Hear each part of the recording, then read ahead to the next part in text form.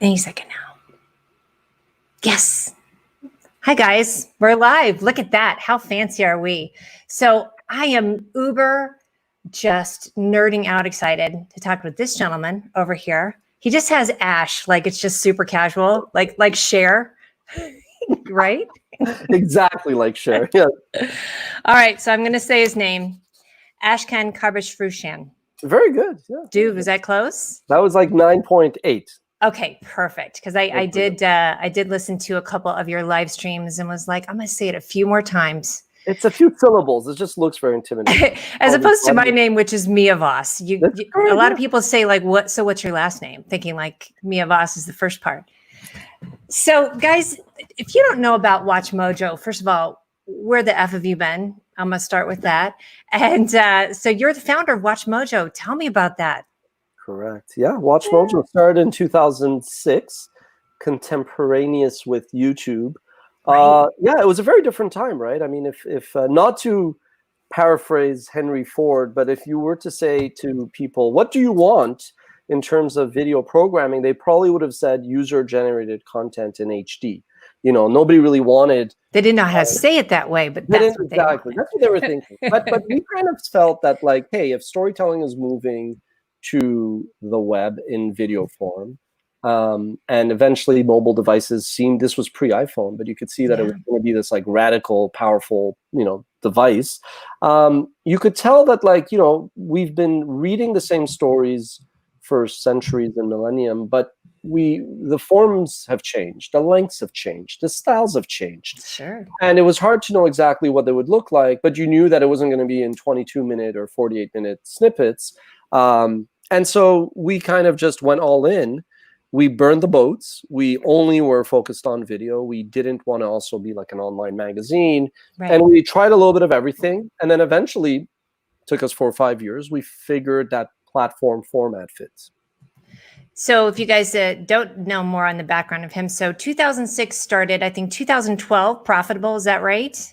Correct. Yeah, we lost money like pros, accumulated a lot of losses, didn't have outside investors. So that was an interesting. It's huge. You're one of the few privately held video producers, correct?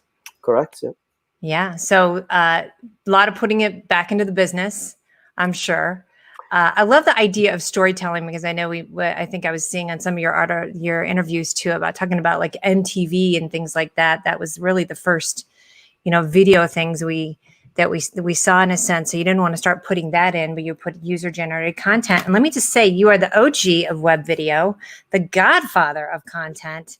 And I love the 2 lines that the only other OG of top 10, because that's what WatchMojo is known for, is Moses. Moses, yeah. Letterman, Wayne's World. Wayne's World. Moses, yeah. And we didn't invent the format, right? I mean, I think that's right. Key. We definitely, I would say, bet on 4 things that were, smart.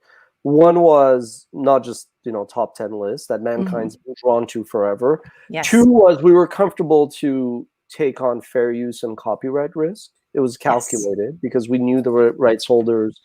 We knew how to avoid getting sued. But ultimately, if you had investors, they would probably not be comfortable with that. Right. 3, when we started, we did everything. We did like travel videos, fashion videos, cooking, everything, including entertainment. But we could see that if you were like a fan of Star Wars, you would spend hours reading or watching on the topic. But if you're like cooking something, it would be in and out. You look at the recipe, you get like, how long to cook this, what temperature, in and out. And frankly, we knew ourselves to be really passionate about these things. And I was like, look, if I'm not going to be making any money, then I really want to have fun and I want to do something I enjoy. Boom. Yeah. Right. Yeah. If I'm not going to be profitable, I better be having some damn fun. Exactly.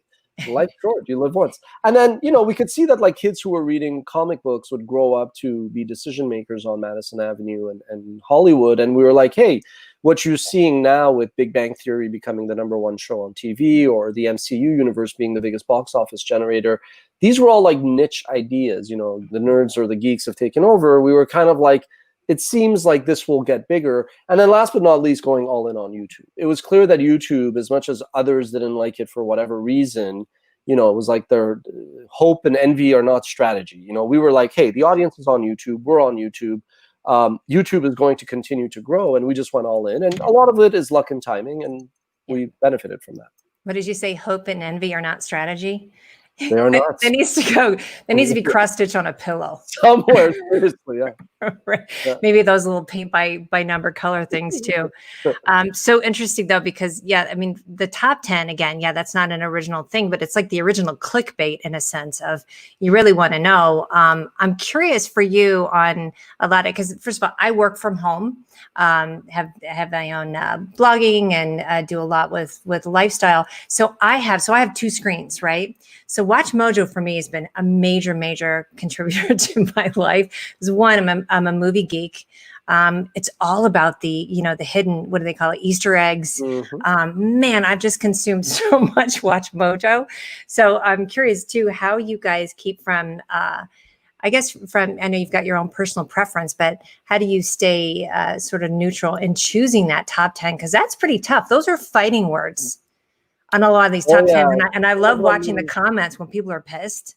They're like, what do you mean XYZ and not PDQ? Some of our meetings get very heated. I mean, so if you go back to that moment when we really doubled down, I was like, YouTube does not need two things. One, it does not need another vlogger, and it doesn't need another multi-channel network, right? So we wanted purposely to put the topic as the star of the video. So if you're watching top 10 Depeche Mode songs or top 10 scenes from, Batman, Batman or the Joker are the stars. It's not about I'm Joey and these are my takes, because we felt like there's a lot of people doing that.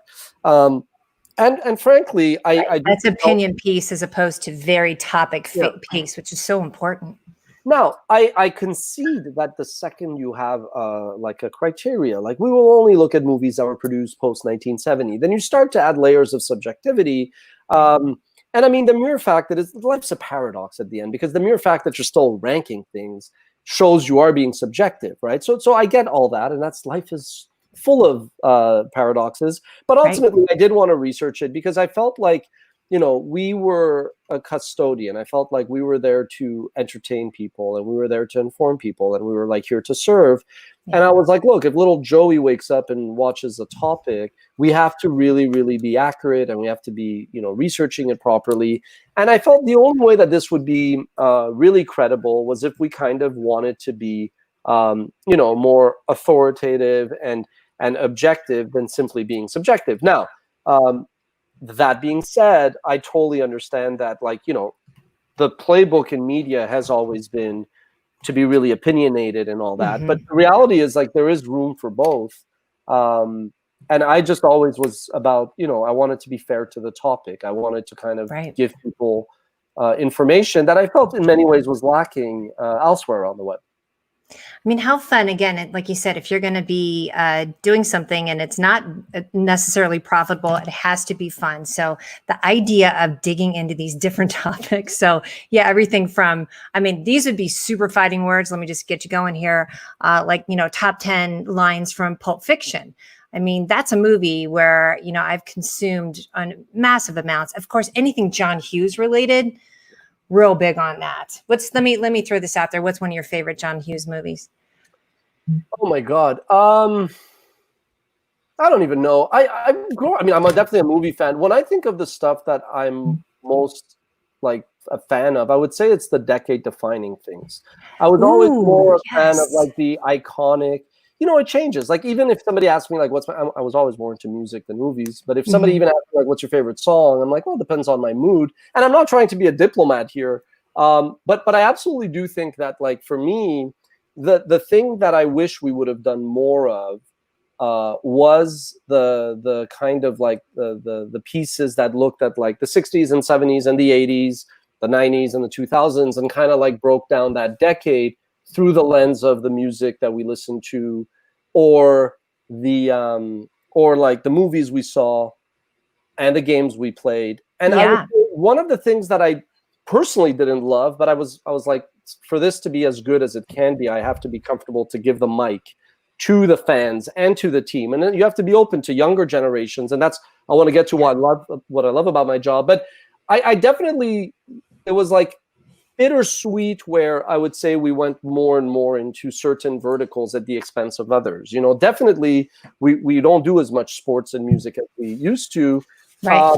And I think you have to be okay with that as an entrepreneur. You know, I think as an entrepreneur, I think oftentimes, and not just any, I mean, I think ultimately as a creative, you sometimes do get enamored with your vision. And I think, you know, I've always said you absolutely have to say, hey, at some point, I'm going to kind of like be comfortable enough to give the mic to others and let basically others run with it, because that's the only way that you stay fresh, right? And people always used to ask me, like in Very content, true. they used to be like, well, how do you stay fresh and all that? And I was like, well, for one, I was like, you have to recognize that media is the opposite of other sectors where if you are young, you're kind of seen as like you don't know anything. But I was like, in our industry, WatchMojo survives by recognizing that there is a new movie always coming out, and there's a new show coming out, and a new game. And that's one reason why I've always been very open. When I tell people I have an open office and my email and my inbox is open to all, I go, look, you guys are going to know what the new shows are. You guys are going to know. If it was left to me, every other list would be Ozzy Osbourne and Seinfeld, and who wants that, you know? Sorry, you know, you think, you know, you've got all the information, but you do have to bring in the fresh perspective. So the sooner that you realize that, the better too, because then it's just not like the siloed, right, one sort of one-sided thing. All right, so tell me about, you mentioned it, what is it you love about your job? How fun is it? And how different has it been with COVID? Throw that in there. Okay, sure. So that's a different question. Yeah. I love my job because it sits at the intersection of business problem solving, you know, pitching to great brands and media companies who've done so much, who I guess appreciate what we've done and respect that, which is very flattering, but always remaining very in a creative field. So I feel like I'm so privileged to have that intersection of business and creativity that some people may hate. There's a lot of far greater entrepreneurs, technically, creatively, who like hate business. I love it. So I feel that intersection is really good. And then I think COVID, again, is just another reminder of the privilege that we have to be able to work from home, to be able to, you know, entertain people as a form of escapism. But for me personally, I really said, I've always been a go-getter. I've always gone after things, not waiting for things to happen. But I said, you know what, like, there's no real excuses. Ironically, even though COVID is a great excuse why you can't do or say something, but I go, there's no excuses. Life is short. And if your business, if you personally are not where you would like to be, what can you do today to get a step closer? Yourself or your business. If there is something that you're doing, a bad habit, or if there's somebody on your team that just like isn't a team player, and you've always given yourself an excuse why, yeah, you know, it's fine. I'm like, life's really short, and you owe it to the rest of the team to be the best version of yourself as an individual, as an organization. And so COVID has allowed me, it's kind of like removed that mental block or what held me back. And I kind of go, look, if today literally was like the last day, what would I want to do? Both in terms of like the tasks, but also in terms of behavioral and culture that as an organization you have, right? And but just again, it's ultimately boils down to perspective and privilege, because I see how hard it is for so many people now and in the years to come, you know, because the spillovers of this are going to be profound. You know, you're talking about tens of millions of unemployed. It is. You know. And we're at just about 3.5 months. I know you're up in Canada, so we're not going to be up there anytime soon, are we?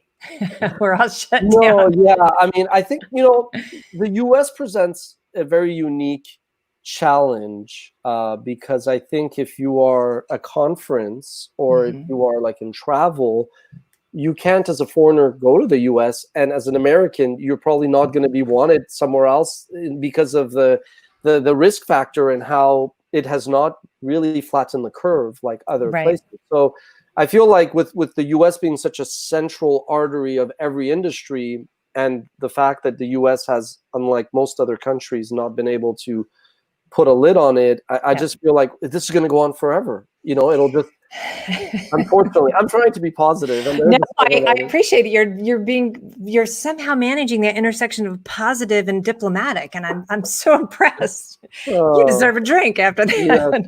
It's tough to do, though. I think, you know, it's going to be ever changing.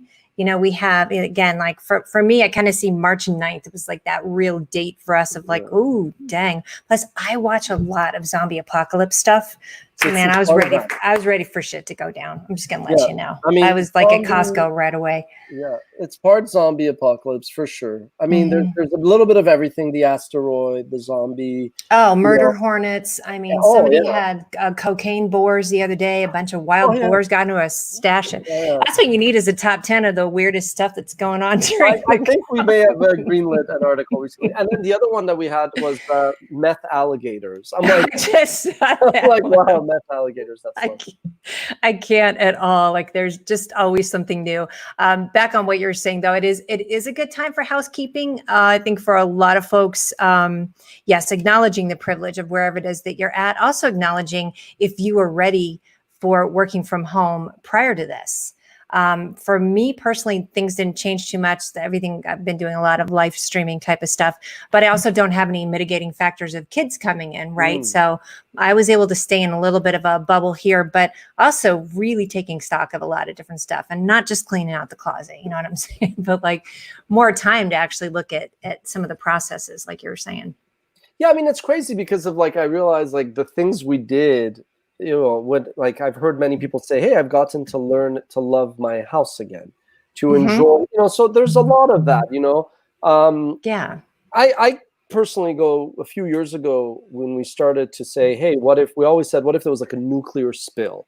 And what we said, what if our block at the office is just curtained off and we couldn't go in? What do we need to do to stay operational? And we started to do these things, and a lot of my colleagues, and myself included, were like, why? That's painful. And so I was on vacation right before like the shutdown. And I remember being just a paranoid person, pulling a couple of my colleagues, and I said, I think we should start to look at a plan to work from home. And they were like, yeah, it would take a couple hours and we could flip a switch. I was like, okay, look into it. And then they came back and they were like, it's a bit longer than a couple of hours. I was like, a few more than just a couple buttons, right? But again, we were able to switch half the team, and then 48 hours later, the rest of the team, and then about 48 hours later, they said, okay, no school, shut down. And I was like, thank God, because when you're in media, that moment when you decide to turn off the press or go off the air, it might be the last time. So you really, really want to avoid that. And again, we've been very blessed that we were able to work from home. Yeah. And I think it's just more of like, how do you balance the empathy when you see others having a hard time and not coming across opportunistic when you reach out? Like we reach out to companies like Live Nation, and we're like, look, we know we're small potatoes and we can't do anything to help you in the core biz. But if you ever wanted to be in the content game, if you ever wanted to develop like a brand that covered like an MTV style that covered music, maybe now's the time to do it. And you see that they're like trying to figure out what the future holds. And so it's very hard. But I just hope that there is a silver lining and everybody comes out ahead at some point. I love it, though. You're talking about, the balance of empathy, because it is such a weird feeling. Usually when there's something that's very, very, that affects a large group of people, it's just in one area, right? Kind of like the planet Alderaan blowing up. Okay, I always think in terms of that. That's, I just put it out there. But for this one, it's everywhere. So it's the same thing. It's just how are people responding to it. So it is definitely, we said in the green room, the overuse of the word unprecedented. Once again, but it is interesting times. No matter where you are, no matter whom you're talking to, everybody is going through it in the same way. And again, you forget whether it's conspiracy or science. Think of what we've been talking about, the climate. Like it's are we going to? I'm also worried. Like this year, the last 3 years, we've seen these massive fires in Southern California. Yep. So what happens this year if that repeats again? If you have my brain went there at about 4 a.m, several times on that. I was like, okay, so how's that going to work with, with anything that's usually, and I think one of the harder things about this too, just after 9/11, your biggest thing when there is something that's going on that's affecting a lot of people is to reach out, to go to events, to volunteer, to show up places, and we couldn't do that. So I appreciate, like you said, that you guys are reaching out to different companies too, to try and say, hey, how can we contribute to this too? How many people do you have at So WatchMojo? we're about 40 people full time, and then we Mhm. have with freelancers we're over 100. We always viewed the freelancers as part of the extended team, and to maintain quality, we always maintain a certain ratio between freelancers. We never kind of adopted what a lot of media companies did, which is just give up on having full-time salaried employees with paid health and vacation time and Right. embrace freelancers. It was just that in Canada, particularly because we do have a bit of a health safety net, there's a lot of people that just prefer to be freelancers because they're flexible, right? We see it's like a very different thinking, and they're fiercely independent. But so yeah, I would say, but the organization that puts out all this content and maintains quality is about 100 or so people. That's And awesome. it's great, like there's so many that have been at the company for 5-10 years. And yeah, and again, I'm very fortunate that even we get not just to work now, but work around things that we like. Yeah. Like I like news, but I'm like, if I was covering news right now, that job would be really, really like not depressing, but it would add to so much anxiety Mhm. because of these unprecedented times that we live in. It is. I was saying back in 2016, 2017, there's a fine line between staying informed and heavily medicated. And I'd say that's really what's going on now. We sort of have our two whammies of one, our cultural revolution, our Black Lives Matter revolution, quite frankly, and then of course COVID. This intersection of these two amazing tipping point times for sure. But how magical must it have been for WatchMojo when when everybody was at home? How much did the views increase? Well, I mean, views probably increased a good 25 to 35%. But I assure you, and I mean this sincerely, if I could snap my fingers and go back to pre-COVID before the hundreds of thousands of deaths and all, I would have Not worth gladly. it. Yeah, it was, but also you kind of have to be careful because so what? Like you could see what was around the corner in terms of like the economy weakening and therefore Mhm. advertising. So you don't want to be, happy about anything like Nope. that. But Observant.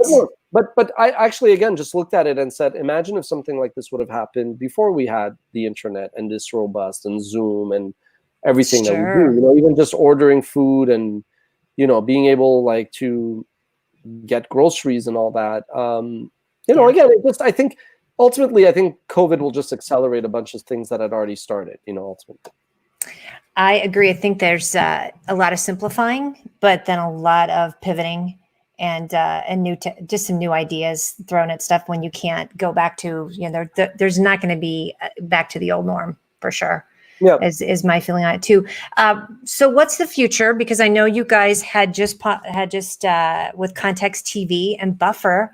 I know you spoke at that last year. It looks like you were traveling and speaking right up to like February, and then everything shut down. So And then everything shut down. We were even Yeah. planning on doing, like the March 30th in Toronto, WatchMojo Live. I mean, look, I think it's going to take a long time for things like events and travel and business meetings. I think all that will change because people even like will not be getting on a flight for a meeting or two, and then coming back. I think Right. people are going to, the risk reward. I think, until we have a That's vaccine. going to go out of style for a long time. For a very It's long not time. coming And then I back. think Yeah. the risk return of like until you have a vaccine, even if you have a vaccine formula, you're not going to produce 10 billion, which is what we need for humanity to all get 2 doses apparently. So yeah, my guess is that we are going to live with this for a few years. And I think the same way that like the pandemic of 1918 saw 3 waves, but then you came out of that, and granted it was also the end of World War I, but then you had the Roaring 20s.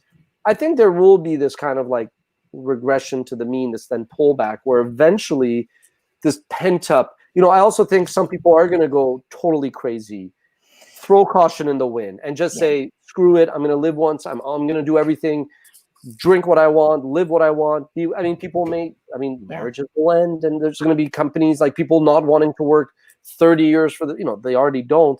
So I think you're going to see, there's not going to be one standard reaction. Some people are going to come out of this scarred and realizing like, the hell with it. Why would I have a family? Why would I have a job? I'm just going to do what I want and live for the moment. Yep.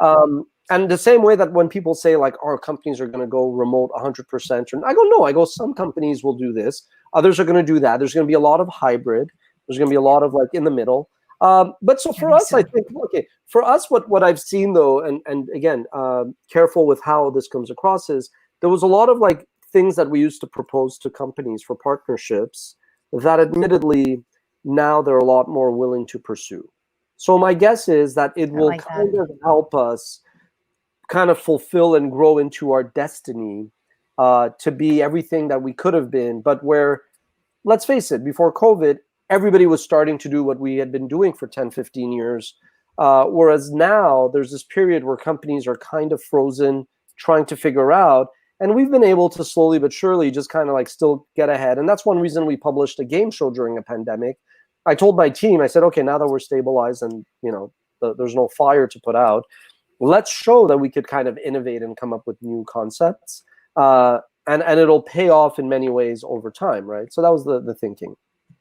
Which I like. We'll post links to that too, so you can see everything that WatchMojo has been up to. Obviously, the evolving piece is what's important for everyone right now. I'm so fascinated with watching how brands are reacting, how influencers are reacting. And I wake up and look at Twitter a lot to see what hot mess has come across my. Oh my God. So I do a combination. I've been saying lately the phrase Schadenfreude, you know, some of it I'm like, kind of enjoying this a little bit. Yeah. There's some comeuppance, which I think is interesting, and some leveling of the playing field. So there's no way to predict it, but I'm certainly here to see what's going on with all of it for sure.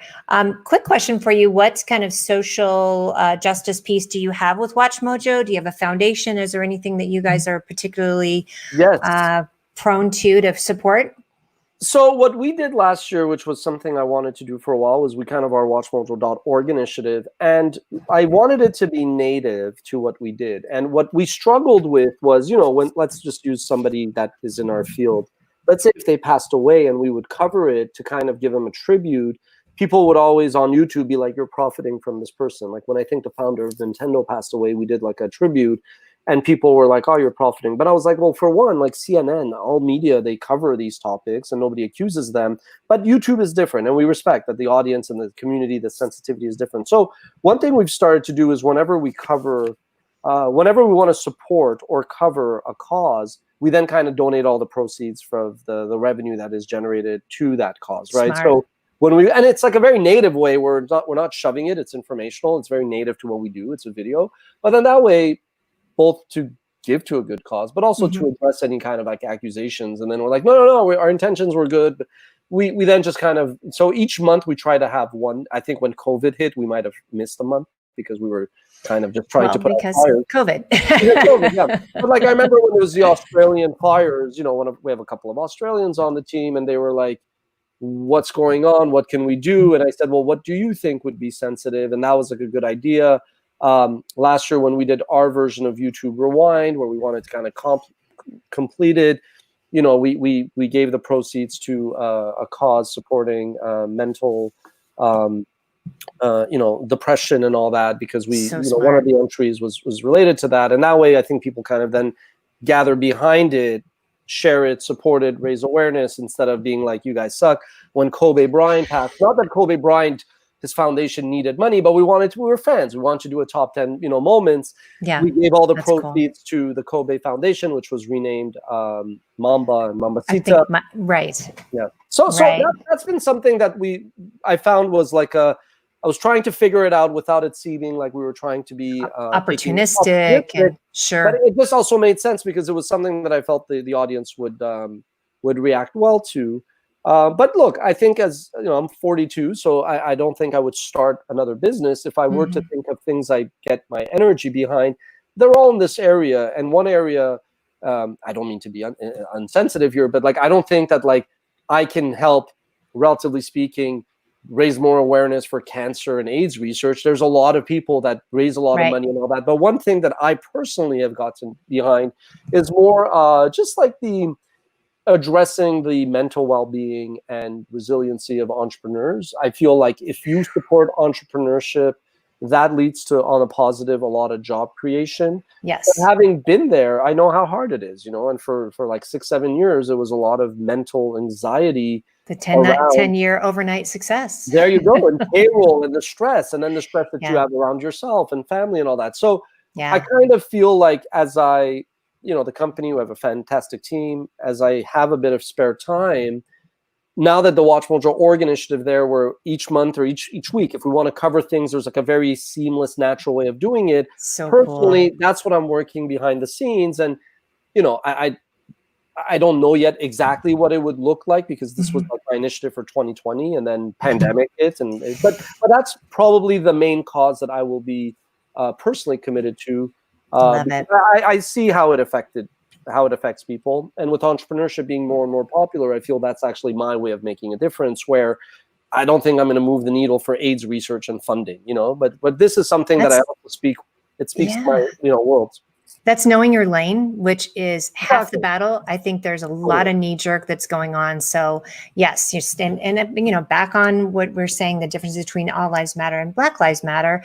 That's just saying, okay, we are focusing on this. This is the house that's on fire right now. And quite frankly, not all lives are going to matter until Black Lives Matter. That's my credo as well. And so I feel like that's the same thing of like, that doesn't mean that you don't care about these other things. This is what you are choosing to focus on because it's important. Plus, I love that your company's kind of created this ecosystem to be able to say, okay, I support this. Let me go and start this watchmojo.org and Yeah, have I that. mean, And that's a very important topic too, by the way, the well-being. but to speak specifically about the Black Lives Matter movement, Mm-hmm. when my colleague said, "What should we do? Should we not?" I said, "Look, by all means, if you want to post something, I have no problem. We're not like to the extent of a Vibe or Source magazine. Like we don't. That's not all our editorial. But I go, look, we do cover Black culture and Black Mm-hmm. entertainers. So to be mute is not right. I go, that's fair. But what I told them is, I said, look, I go, at the end of the day, I'm Canadian. Technically Iranians are white, but I was like, to be fair, I go, I've seen prejudice, I've seen bias. This is long overdue, the same way that the Me Too movement was long overdue.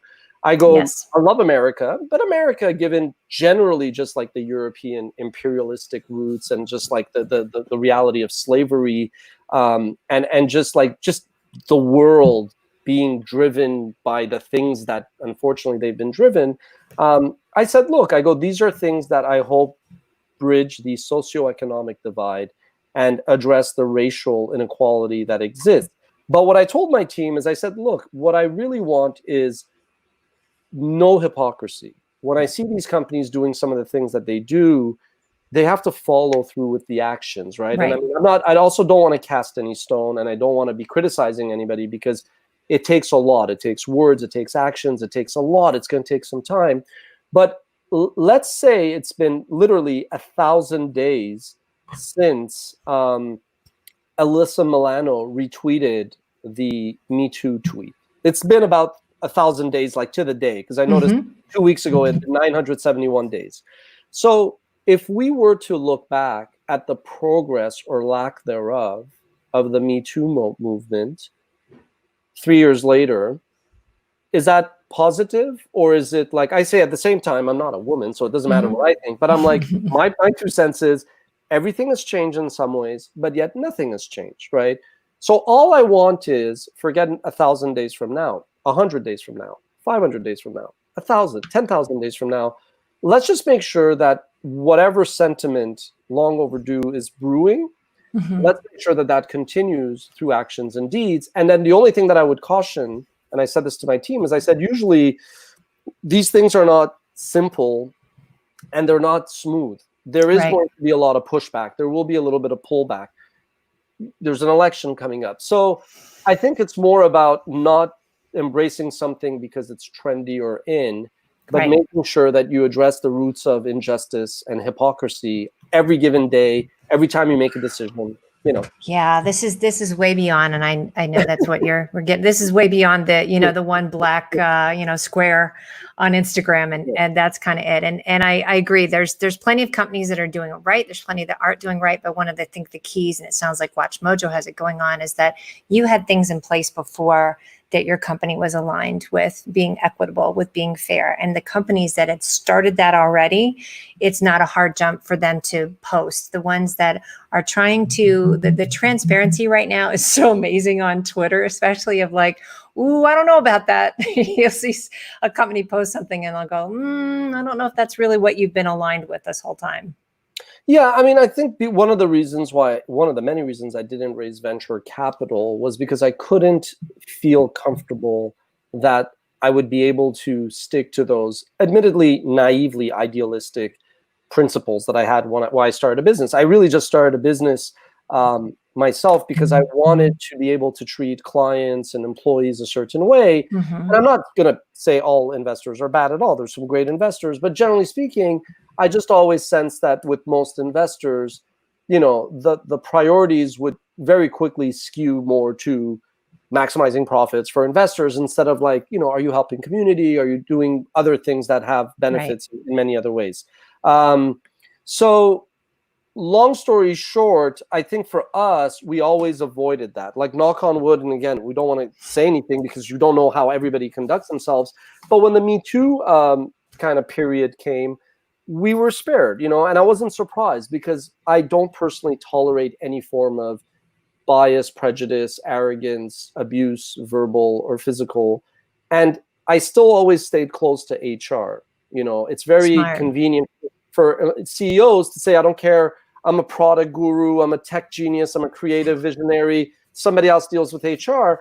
And one of the knocks against me has been that I've stayed close to HR. And they're like, well, why don't we have somebody that does HR only? I'm like, well, no, there are some people, but I think HR is ultimately my responsibility. It's not a perfect scenario, but because what happens is in an organization, there's graphs where a lot of HR problems, they get stopped at like a manager, director, VP level. And they're like, we don't want to bother the CEO, let alone the chairman and the board. Whereas when there's a problem, I'm ultimately the chief problem, like customer service rep. I address it right away. So when the Me Too thing happened, some of my friends, they were like, you guys haven't had to deal with that. I'm like, no, because the behaviors that lead to that locker room mindset and then some, you have to nip it in the bud the first time you see it, and you realize who you don't want in your organization. And it's the same thing. Thankfully, what we're going through, I want companies to deal with it however they feel, but we don't get the same complaints because we just never tolerated lack of respect to your peers from day one. Right. You've had the systems in place and, and you've had those uncomfortable conversations, and you're totally right. I would say without a doubt, story after story that I've heard from Me Too and from anything that's come up with lack of equity is because there was a lack of communication. There's fear-based, so people are afraid. So if you have an environment that's already fear-based, you're not going to say anything. I mean, it's scary, especially if you're not heard. So kudos to you guys on that. That's awesome. Listen, I know you have to run. When are you speaking at Collision? I think it's Thursday that I am on. Yeah, Thursday in the morning. Are you on a panel? I'm giving a keynote style on the streaming wars. So we're looking at the evolution of the past decade and what to expect this decade. It's basically Thursday, June 25th at 10:45 a.m. Streaming Wars, the New World Order. Dang, I'm excited. So you guys, if you haven't gotten your ticket yet to Collision, you still can, because then you can see Ashkan talk about video streaming wars. That's going to be feisty. For sure. All right. Where can we find you? Do you want people to connect and reach out to you? Yeah, you can find me on Twitter. I'm probably very active on LinkedIn, but I'm not very hard to find. I mean, it doesn't look like it. Yeah, my inbox is always available if you have ideas, questions, and especially now. If you're voluntarily or were forced to transition to a new career opportunity, I'm here. I have a very extensive network, and I tell people to tell me, what is their ideal, realistic dream job and organization, and if I could connect them to somebody in my network or in the organization, that's what I'm here for. Smart onus to put on people to be aware of that right now, because this is like 10 years ago when we had the downturn of the economy here in the States. People had to get super clever. It's like, you're not going to get paid to do that thing you probably hated. So you better figure out what it is you like. Yep. For sure. Thank you for joining us. I appreciate you. My pleasure. Take care. All right. Take care, everyone.